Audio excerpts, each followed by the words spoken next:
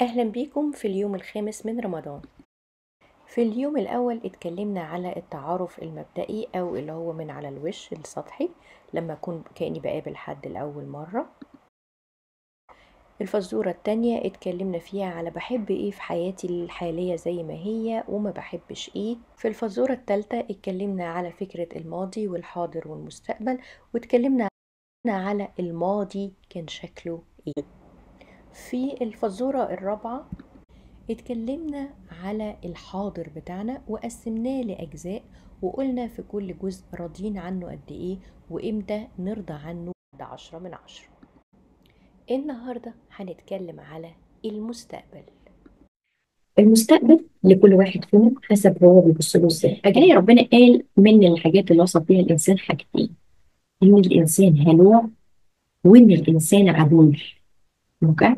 هلوع يعني سهل ان هو يفزع ويهلع ويخاف ويقلق، وعجول يعني عايز الحاجه تيجي بسرعه. ولما بيبقى عجول وهلوع، وكمان ممكن يبقى يئوس ان هو ييأس بسهوله، مش سهل ان هو يحافظ على الايمان بتاعه. انا سمعت من رحمه الله وبيفكرنا ان الله لا يضيع اجر المحسنين. بيحاول يصبرنا ويفكرنا بكتير، سواء من القصص اللي موجوده او بالايات اللي بتقول لنا احنا في رعايه الله وبتطمنا، ما تقلقش. فالمستقبل حسب احنا اتعودنا نفكر فيه ازاي. منا اللي هيفكر فيه ويبقى قلقان على شبابه: يا لهوي انا بكبر، انا بعجز، انا ببقى بمحش بدخن، الفلوس بتقل، الحاجات بتغلى، انا نفسي بعجز، مبقاش قادره اتحرك، معرفش ايه بيوجعني. ممكن ابقى كده. ممكن ابقى يا ترى هقعد وولادي هيعملوا ايه من بعدي. ممكن يعني الهلع والفزع مفيش اسهل منه. واللي هيخلع اللي هيقعد يبص على الحاجات دي، زي ما اتفقنا اي حاجه هنركز عليها هتزيد. فبدل ما انا النهارده جالي فكره وبتقول يا ربي هعمل ايه بكره، اوكي، يبقى لو ركزت معاها هلاقيها كبرت وهلاقيها كبرت وهلاقيها كبرت، وبعد شويه هلاقي ان انا ايه، قلبي بقى عمال يدق ومعدتي قفشت وما اعرفش ايه حصل. كل ده من مجرد فكره جت في بالي. فاحنا مش محتاجين نعمل ده. طبعا العادات مش من السهل ان احنا نغيرها، لكن لو حطينا في بالنا اننا نغيرها هنغيرها. فاتفقنا ان ستيب 1 دايما اني اعرف انا بعمل ايه. فلو انا بقول لك ايه المستقبل، ولقيتي نفسك الافكار راحت داخله كلها كده وكلها كئيبه وحالتها حاله ومفزوع، مفيش مشكله خالص، اكتبيها. الفزع والخوف لزاز، لان انت لما بتكتبي خايفه من ايه هتعرفي تردي عليه، هتعرفي تشوفي ايه اللي هيحصل. الخوف معمول، كل حاجه بتتحرك جوانا معموله بديزاين، معمولة لسبب، مش هبهزر كده، مش جاية كده يعني. يعني ايه، ليها هدف، ربنا خلقها جوانا لها. فالخوف نورمالي معمول علشان يساعدك او يساعدك ان انت تتهيأ للحاجة اللي جاية. فخايف من ايه؟ خايف ما اروحش في الميعاد مظبوط المنبه. شيء قبلها بقد ايه؟ خايفة اتأخر، حلو برضه اظبط المنبه، احسب المواعيد كويس، احط منبهين ثلاثة، احط الارمين ثلاثة، احط الارم، احط ايميل ريمايندر. ايه الحاجات اللي تساعدك تفتكر؟ مين اللي يقدر يساعدك تفتكر؟ او اطلب منهم المساعدة. خايف مثلا من الفلوس او خايف من كذا، طيب هعمل ايه عشان ابدد الخوف ده؟ او هعمل ايه علشان اتهيأ للحاجة اللي انا قلقان منها؟ هو ده الكويستشن، هو ده.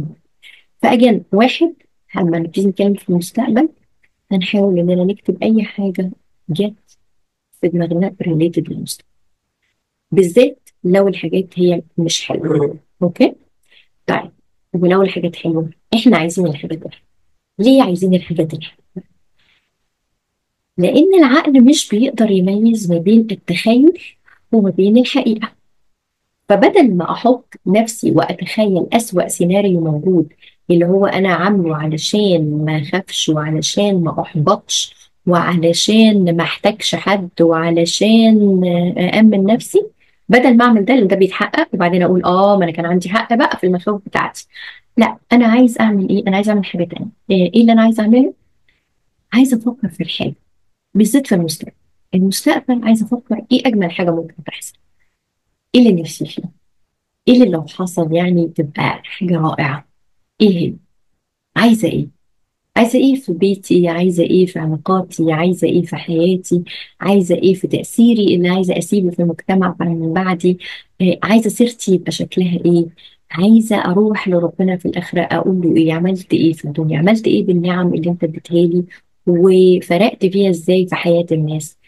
وحاولوا تبعدوا عن الحاجات الكبيرة اللي هي ملهاش معنى قوي. اه والله كنت طيبة، كانت ست حنينة، اه والله ربيت ولادي. مش ده مش معناه انه وحش، مش وحش بس مش واضح. ليه مش واضح؟ لاني عايزة اعرف نفسي. فخليكوا عارفين احنا لسه في الظروف اني اعرف نفسي. يعني ايه اعرف نفسي؟ لازم اعرف العمق بتاعي. انا ربيت ولادي يا جماعة، كلنا هنربي ولادنا، بس بنربيهم على ايه؟ ربيت ولادي على ايه؟ ايه القيم اللي كنت عايزة ازرعها فيهم؟ ايه الحاجات اللي طرحت وشايفاها جواهم؟ ربيتهم على ان هم يعملوا ايه في المجتمع، يعملوا ايه في الشغل، يعملوا ايه في البيت، يعملوا ايه مع اهاليهم، يعملوا ايه قدام الناس، يعملوا ايه من ورا الناس. ماشي. يعملوا ايه بينهم وبين ربنا. ربيتهم على ايه؟ هل ولادنا هيتربوا بالظبط زي ما احنا عملنا، او زي ما احنا نوينا، او زي ما احنا كان نفسنا؟ لا، هم هيطلعوا بشخصياتهم، بس الحاجات اللي احنا زرعناها فيهم هتبقى موجودة. فلو انا زرعت فيهم الخوف هيبقى موجود. لو انا زرعت فيهم الامن او الامان، او ان الواحد يأتنس بالله، او ان الواحد يرمي حموله على الله في الاوقات، يبقى هيبقى موجود. لو انا زرعت العلاقه بينهم وبين ربنا يبقى هتبقى موجود. لو انا زرعت منهم الهزه، ان هم يبقوا مش واثقين في انفسهم وبيشككوا في اللي هم بيعملوه، ده هيبقى موجود. في حاجات مش هقدر اغيرها غير ان انا ابقى موجوده ليهم لو احتاجوني، واطلب بقى من ربنا سبحانه وتعالى انه يسترها معاهم. ما عندناش حل تاني. او يروحوا لحد بروفيشنال لو الموضوع واخد ابعاد دراميه.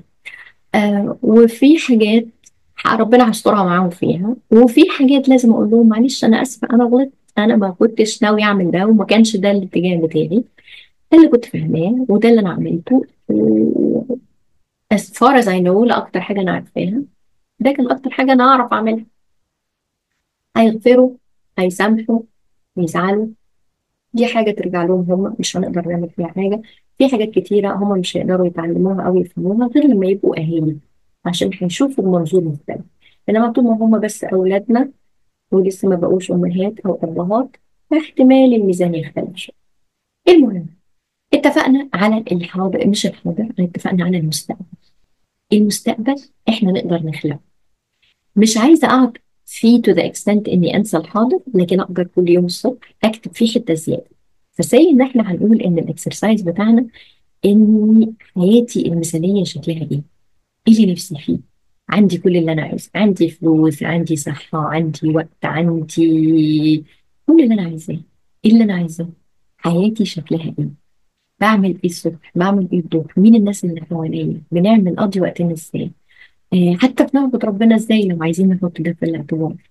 إيه اللي مخلي ده حاجة حلوة؟ يعني ليه ده أحلى حاجة متخيلة؟ ده اكسرسايز أنا بحبه، وبشوف انه بيحرر. ساعات بنفضل مزنوقين في الحته اللي احنا فيها، يعني مش قادرين نفكر ابعد من اللي احنا متعودين عليه. هنعمل ايه بعد الظهر في الحياه المثاليه؟ هنقعد نتفرج على التلفزيون؟ لا يا حبايبي، ده اللي بنعمله دلوقتي. لو انا حياتي مثاليه جميله، هل برضو لسه هقعد اتفرج على التلفزيون؟ يبقى انا عايشه الحياه المثاليه مش كده.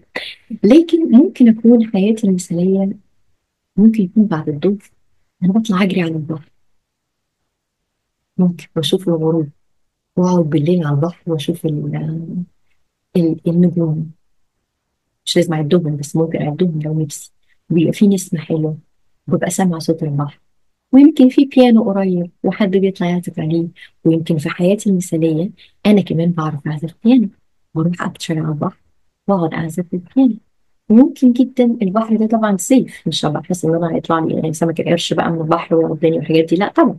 البحر سيف والشط سيف. ممكن أبقى حافية وحاسة بالرملة بين رجليا، لا بتوجعني ولا مضايقاني ولا أي حاجة، أنا مستمتعة بيها. والجو حلو، لا هو برد ولا هو حر. مين معايا؟ يا حبيبي، أهلي. عاملين إيه؟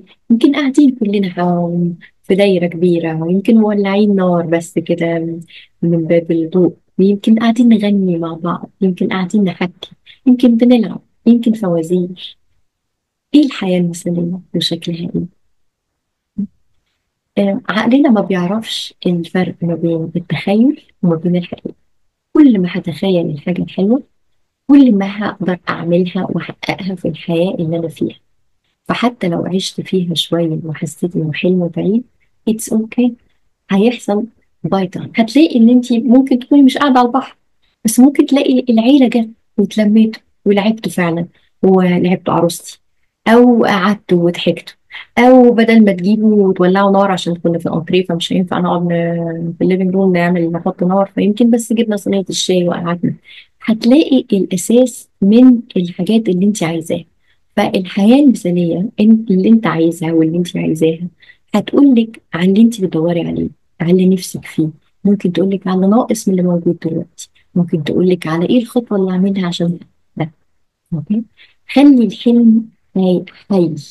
لما تعملي الحياه المثاليه اكتبيها في البريزنت تنس، في الفعل المضارع، لا في الفعل المستقبل ولا في الفعل الماضي. في بعض الناس بتقول لك اكتبيها على انها حصلت فعلا، وده يخليها تحقق أسرع. وفي ناس بتقول اكتبوها بس في الفعل المضارع، إنما في الفعل المستقبلي معناها عقلي فاهم إنها ما حصلتش فبيبقى بعيد عليه إنه يحققها. أوكي. وامشي خطوة خطوة، مش لازم أخلق كل الحياة المثالية يعني في اللحظة في التو. لكن أقدر أقول أنا نفسي في إيه في المستقبل. أنا نفسي إني أشوف أحفادي وإن هم يجولي.